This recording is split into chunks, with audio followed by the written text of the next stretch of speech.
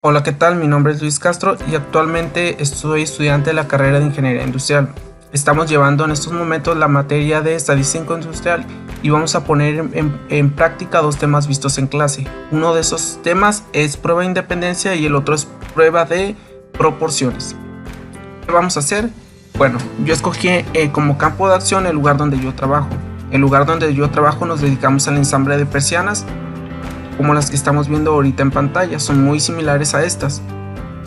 ¿Qué es lo que vamos a hacer? ¿Qué es lo que se llevó a cabo? Bueno, tomé en cuenta que en el área donde yo trabajo hay dos líneas de producción. Al final de esas líneas de producción tenemos dos asociados que se dedican a dar el ensamble final. Dentro de ese ensamble final yo me dediqué a revisar 60 persianas aleatoriamente y revisar cuántas persianas cumplen los estándares de calidad y cuántas persianas no lo cumplieron. Los resultados fueron los siguientes. Aquí, como podemos ver en estos reportes, están cada una de las persianas que se revisaron aleatoriamente. Podemos ver también qué persianas fueron rechazadas y qué persianas sí pasaron la prueba de calidad. Para hacer más fácil el trabajo, realicé estos ejercicios en Excel. Como podemos ver en pantalla, de este lado tenemos el número de prueba del 1 hasta el 60 y en la segunda columna tenemos el defecto encontrado. Por ejemplo, sería motor mal ensamblado, sube dispareja, altura incorrecta, y así si lo vamos viendo. Vamos a darle un poquito de zoom.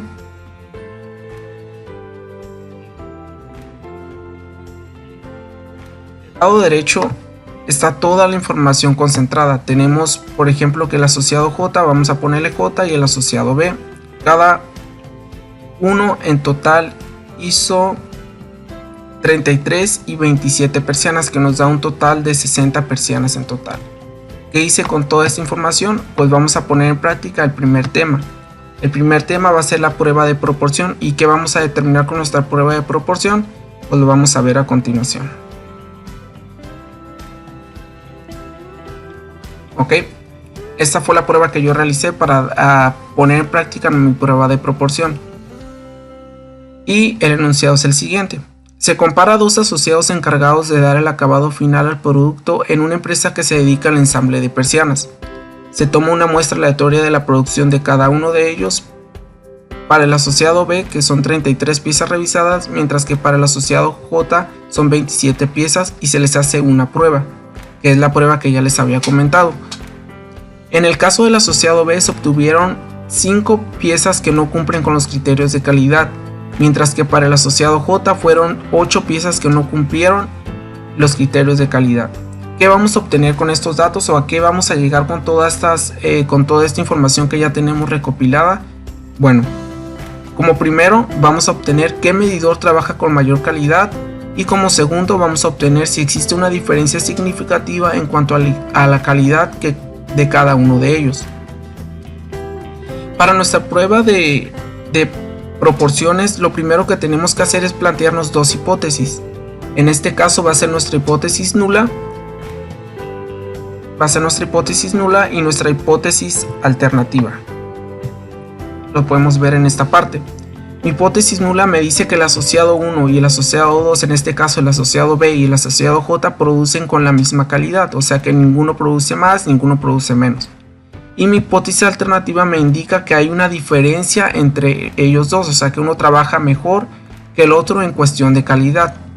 Vamos a trabajar con un intervalo del 95%. ¿Esto qué quiere decir? Que nuestra prueba de confianza va a ser del 95%. Esta prueba del 95% por lo regular la escoge la persona que va a realizar la prueba. En este caso yo la escogí para hacer de alguna manera estar muy cercanos a la realidad. ¿Qué fórmulas vamos a utilizar? Bueno, las fórmulas que vamos a utilizar son las siguientes. Para calcular P y para calcular Z. Para calcular P me dice que es P entre el número de datos, y Z sería igual a la que tenemos aquí, P1 menos P2 entre la raíz de P por 1 menos P por la suma de 1 entre N1 más 1 entre N2.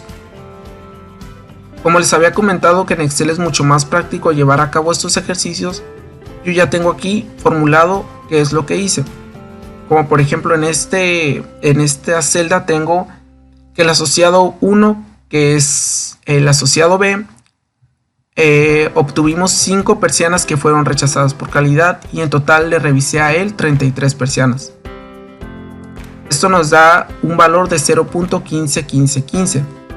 Para el asociado 2, que es el asociado J, nos dice que encontramos 8 persianas que son rechazadas de 27 revisadas.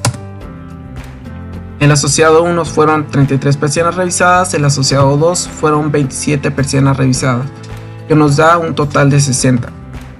Para el asociado 1, que es el asociado B, son 5 defectos, y para el asociado 2, que es el asociado J, son 8 defectos en total. Para obtener P es muy fácil. Esto nos indica que la suma va a ser la suma de sus defectos entre la suma de las persianas realizadas. En este caso es 5 más 8 y 33 más 27. Esto nos da un valor de 0.21667. Ese sería para nuestro valor en P. Y para nuestro valor en Z es aplicar esta fórmula que ya les había comentado y basarnos en los datos que tenemos en nuestra columna en el lado izquierdo. Cuando esta fórmula nos da un valor de Z de menos 1.3542719. Este valor es el que vamos a buscar en nuestra tabla, en nuestro gráfico. Y para utilizar nuestro gráfico vamos a utilizar un valor en Z de 0.025. ¿Cómo llegué a ese resultado? Bueno, vamos a utilizar la tabla de distribución. Para fines prácticos, yo ya la tengo en un archivo y para hacer una demostración de cómo llegué a esos resultados. Para llegar a mi valor de 0.025 fue dividir 0.05 entre 2. Este 0.05 sale de la diferencia de 95%. El 95% me indica que 0.95 más 0.05 me daría mi 100%. Esto lo dividí entre 2 y me da un valor de 0.025. Ahora para sacar mi valor de 0.975 fue restarle 1 menos la cantidad anterior, en este caso 0.025, y me da un valor de 0.975. Este valor es buscarlo directamente en la tabla de distribución y lo que vamos a hacer para llegar a mi 1.96 es buscar mis valores del lado izquierdo y buscar mis valores de manera vertical del lado derecho. En este caso del lado horizontal me da 1.9 y del lado vertical me da 0.06. Estos dos valores los voy a sumar y de ahí voy a sacar mi 1.96, que es el que utilicé en mi prueba de proporción. Por eso para alfa Z estamos utilizando 1.96. Bueno, ahora que ya tenemos nuestro 1.96, ya tenemos el valor de Z, vamos a utilizar nuestro gráfico y vamos a ver si cae en nuestro intervalo de aceptación o en nuestro intervalo de rechazo. Aquí en este gráfico, como podemos ver,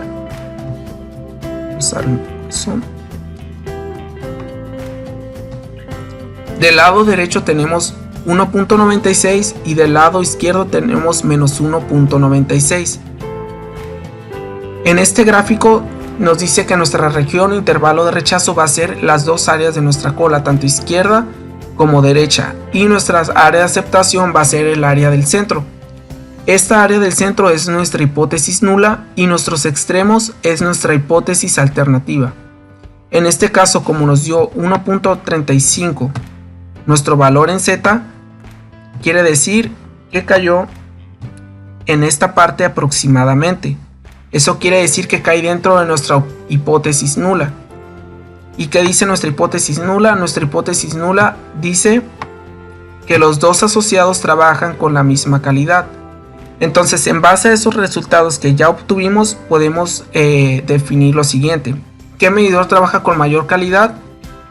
Pues ambos trabajan con la misma calidad. Y para responder nuestro inciso B, es si existe una diferencia significativa en cuanto a la calidad de cada uno de ellos. La respuesta es no existe una diferencia significativa en cuanto a la calidad de cada uno de ellos. Ahora, en base a los datos que obtuvimos y ya pudimos poner en práctica lo que es nuestra prueba de proporciones y pudimos determinar que trabajan con la misma calidad y si existe una diferencia significativa, pues no existe alguna. Pero ahora yo quiero saber si la línea de ensamble está interfiriendo en que ellos hayan obtenido persianas que no cumplen con los criterios de calidad. Para eso vamos a utilizar nuestra segunda prueba, que es nuestra prueba de independencia. Nuevamente utilizamos nuestro Excel y vamos a plantear el problema. Se realiza un segundo estudio para observar la relación que existe entre la calidad del asociado en el ensamble final y su línea de producción. Para ello se obtuvieron los tres principales defectos obtenidos en la prueba y la línea que ensambló el producto. ¿Qué vamos a obtener? Si influyen o no las líneas de producción en la calidad final del producto. Estas son las fórmulas que vamos a utilizar.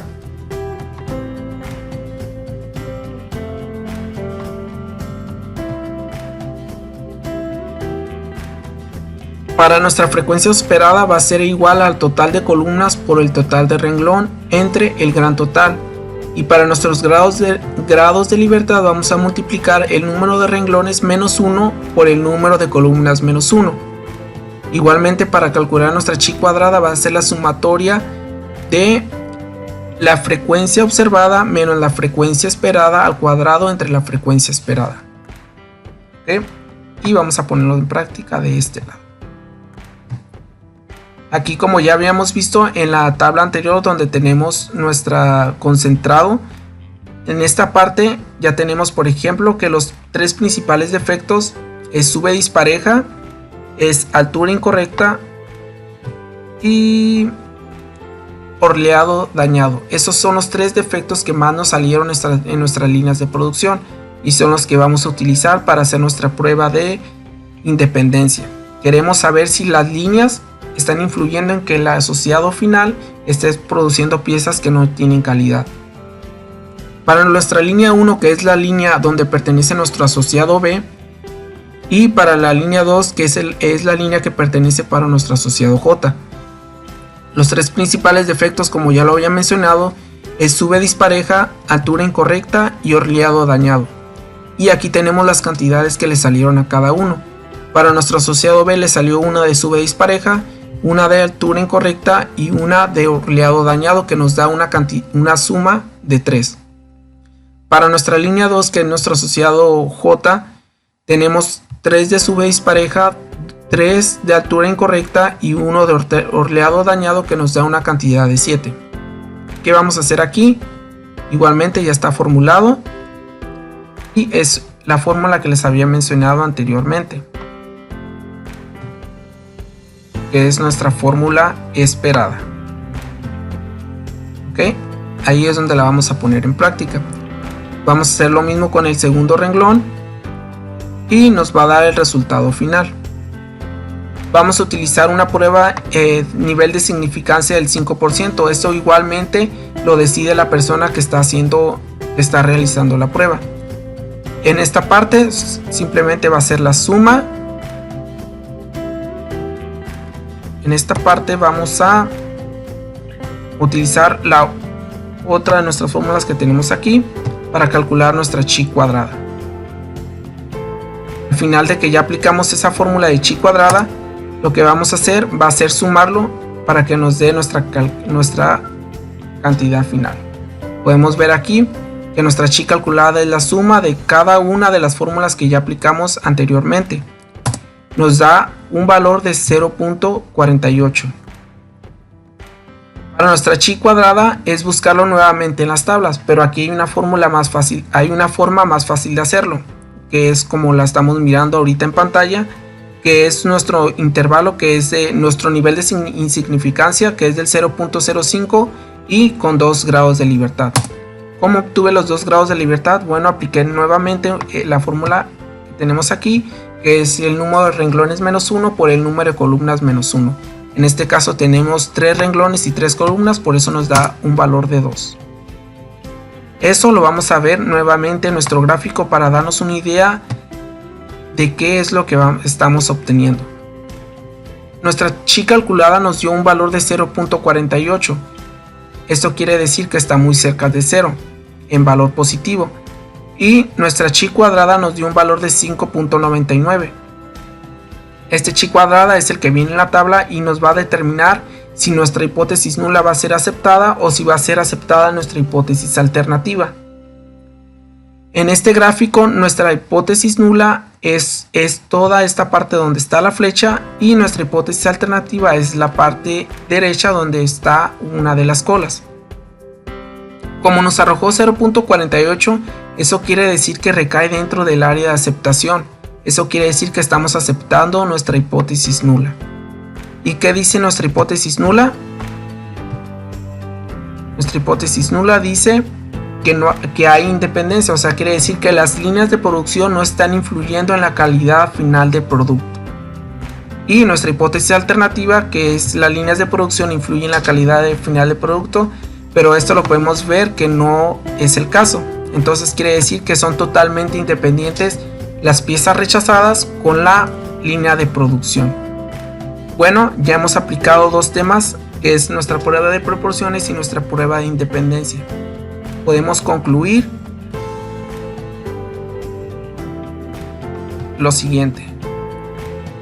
Para nuestra prueba de proporciones podemos decir que ambos medidores trabajan con la misma calidad y que no existe una diferencia significativa en cuanto a la calidad de cada uno de ellos. Y nuestra prueba de independencia nos arrojó que las líneas de producción no influyen en la calidad final del producto.